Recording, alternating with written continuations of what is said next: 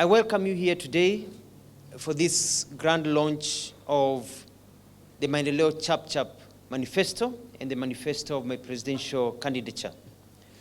This is a manifesto like no other seen in Kenya's election history. It is not only people-centered, but is practical, realistic, affordable, and implementable manifesto.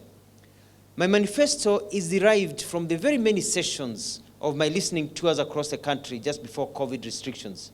I toured counties, and instead of just talking to wananchi, I listened and took notes. And therefore, what I have today presenting are the voices of wananchi. So this is your manifesto. This is not my manifesto. It is your manifesto as a wananchi. And it tackles the ideology of creating wealth and happiness for all Kenyans.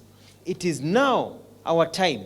We who have been neglected and taken for granted for so long, we are all created equal, and we should be able to prosper regardless of where one was born, tribe, where they come from, their gender, physical ability, or disability.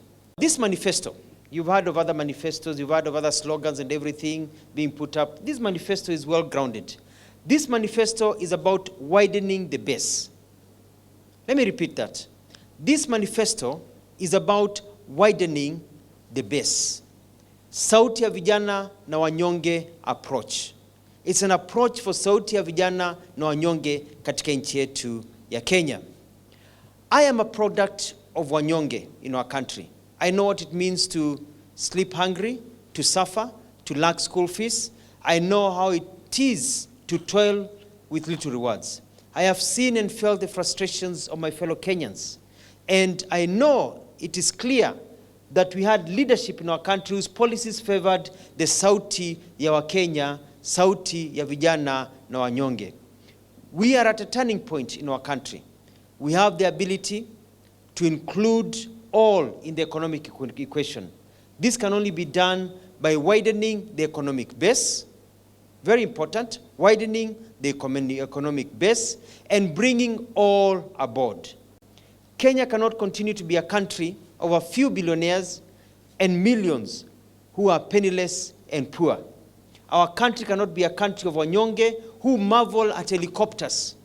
Wanashangilia helicopter, wanashangaa na helicopter, wanapigwa vumbi na helicopter, na huku mifuko wamesota, hawana hata shilingi, wako na njaa. We want to widen the base so that all of us, wherever we are, we can participate in the economic and social development of our motherland. This manifesto builds on what there is with the emphasis of bringing all of us on board. We need to get our country back to the working nation spirit, but it needs to be work that rewards our efforts. Our youth, our mothers, our fathers need to be part of the system, the economic system, and not just spectators.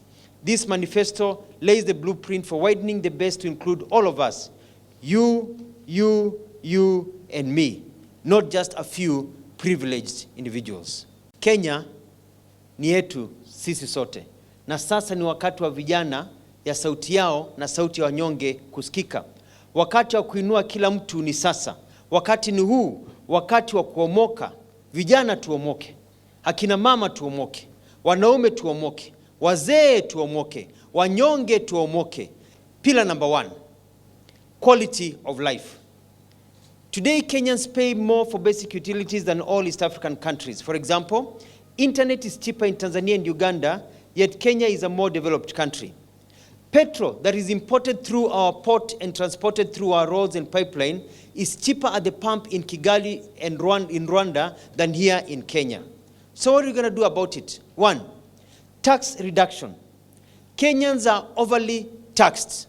As a president, I will harmonize county and national government taxes to stop double taxation and reduce income tax from 30% to 20%, and also reduce business taxes to a maximum of 25%.